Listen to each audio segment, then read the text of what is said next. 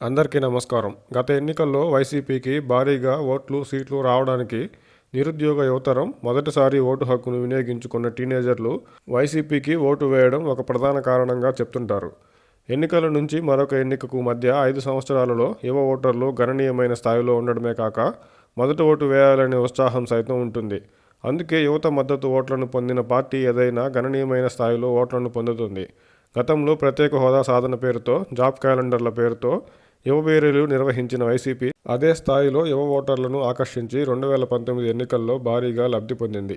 అధికారంలోకి వచ్చిన వైసీపీ ప్రత్యేక హోదా ఊసే ఎత్తకపోవడం, జాబ్ క్యాలెండర్లు లేకపోవడం, యువతకు సరైన ఉపాధి అవకాశాలు కల్పించడంలో వైఫల్యం వెరసి నిరుద్యోగులు, యువ ఓటర్లు ప్రస్తుతం వైసీపీ పట్ల వ్యతిరేకతతోనే ఉన్నారు.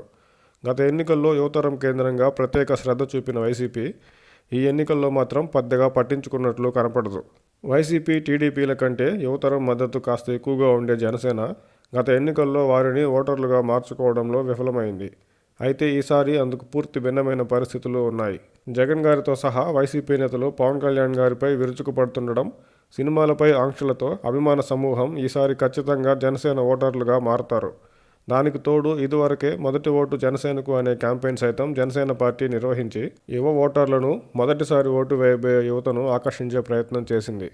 రాష్ట్రంలోని పరిస్థితులు, టీడీపీ గత అనుభవాల దృష్ట్యా నిరుద్యోగులు, విద్యావంతులైన యువతలో గతంలో కంటే టీడీపీ పట్ల మద్దతు పెరిగింది.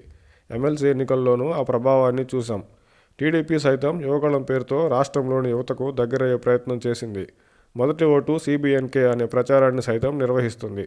రాష్ట్రంలోని వాస్తవ పరిస్థితులు వైసీపీ సైతం ఎక్కడా యువజపం చేయకపోవడం, టీడీపీ, జనసేన పార్టీలు యువ ఓటర్లపై, ముఖ్యంగా తొలిసారి ఓటు వేయబోయే యువతపై ప్రత్యేక దృష్టి పెట్టడం, జాతీయ స్థాయిలో యువతరం నరేంద్ర మోదీ గారి పట్ల మొగ్గు చూపుతుండడం, ఇలా అనేక కారణాలతో ఈసారి ఆంధ్రప్రదేశ్ ఎన్నికల్లో రాష్ట్రంలోని యువ ఓటర్లు, మొదటిసారి ఓటు వేయబోయే యువత టీడీపీ, జనసేన, బీజేపీ కూటమికి భారీగా మద్దతు ఇచ్చే అవకాశం స్పష్టంగా ఉంది.